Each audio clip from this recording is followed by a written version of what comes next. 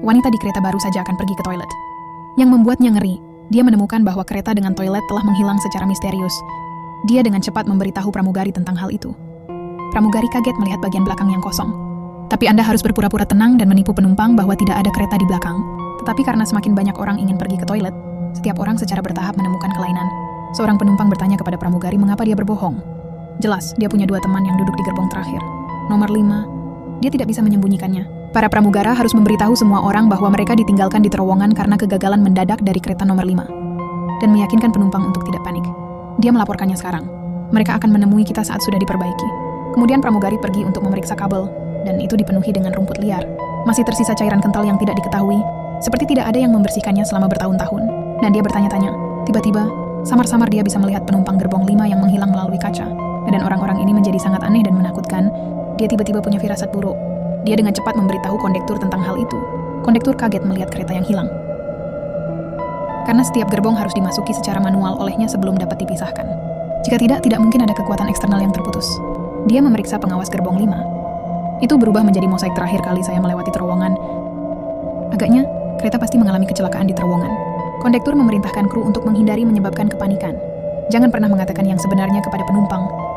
Pada saat yang sama, kereta perlahan memasuki terowongan panjang lagi. Artinya dalam prosesnya, penumpang gerbong 4 akhirnya mengerti apa yang terjadi pada gerbong sebelumnya. Dia mendengar hantu berteriak dan tawa aneh entah dari mana. Kemudian seorang penumpang tiba-tiba dicekik oleh kekuatan misterius. Semakin dia berjuang, semakin dia ditarik. Penumpang di sebelahnya baru saja melangkah maju untuk membantu. Dia tidak menyangka bahwa detik berikutnya, dia juga akan dicekik. Dan semakin banyak orang di gerbong menunjukkan gejala aneh. Mati dengan omong kosong. Datan, dumurung, orang badan niro, orang bakal bisa ngelake siro, sakabur boyo, orang bisa, sirno. Seorang juru kamera mengeluarkan kameranya dan mencoba mendokumentasikan tempat kejadian. Tanpa diduga, itu menangkap pemandangan yang sangat menakutkan. Dia melihat hantu jahat ditutupi dengan tanaman merambat muncul dari atas kereta. Gadis di belakang gerbong 3 kebetulan melihat pemandangan mengerikan. Semua penumpang di dalamnya dipelintir di bawah kendali roh jahat sampai mereka disiksa sampai mati. Gerbong 4 benar-benar terlepas dari bodi utama sedetik sebelum keluar dari terowongan. Orang di dalam gerbong 3 mendengar gadis itu berteriak dan tidak mengerti apa yang sedang terjadi. Hanya gadis yang menyaksikan semuanya yang akhirnya mengetahui kebenaran tentang hilangnya kereta. Dia menyimpulkan bahwa setiap kali kereta melewati terowongan, itu akan menyebabkan kondisi yang buruk. Dia akan melahap setiap penumpang satu persatu, sampai semua gerbong hilang. Itu berarti orang-orang di dalam gerbong 3 yang melewati terowongan juga akan mati. Tapi gerbong 2 penuh dengan orang kaya yang membayar harga tiket yang tinggi. Secara alami, mereka tidak mau menerima orang-orang dari gerbong biasa masuk dengan santai. Dan belum lagi kelas 1, penuh dengan orang kaya di masyarakat kelas atas. Kelompok orang itu pasti tidak akan membiarkan orang biasa melangkah selangkah pun. Setiap kali kereta ini melewati terowongan, sebuah gerbong menghilang. Setiap kali ada kegelapan, hantu yang mengerikan merambat muncul. Dia merasuki penumpang acak dan menyiksa mereka sampai mati. Sampai kereta keluar dari terowongan. Kereta terakhir mengambil orang mati dan tinggal di terowongan selamanya. Tak lama, hanya tersisa 3 gerbong di kereta reguler yang masih melaju kencang.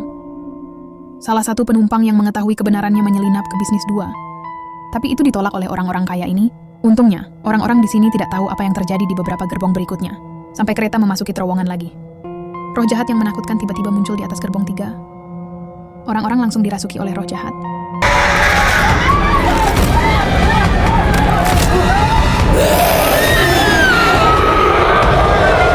Sebuah teriakan menarik perhatian para penumpang di gerbong 2. Semua orang terkejut melihat adegan berdarah di gerbong sebelah. Perhatikan saat gerbong 3 terpisah dari badan utama sebelum kereta keluar dari terowongan. Penumpang di nomor 2 akhirnya menyadari bahwa saat mereka memasuki terowongan itu giliran mereka. Semua orang buru-buru memanggil masinis untuk segera berhenti. Staf mengatakan yang sebenarnya. Ternyata sirkuit sudah lama rusak. Kereta di luar kendali. Jadi semua orang mengusulkan untuk masuk kelas 1. Tanpa diduga, orang kaya di kelas 1 berinisiatif untuk datang dan menghentikan pikiran mereka. Dia bilang kalian orang rendahan sama sekali tidak pantas berbagi sumber daya dengan kami.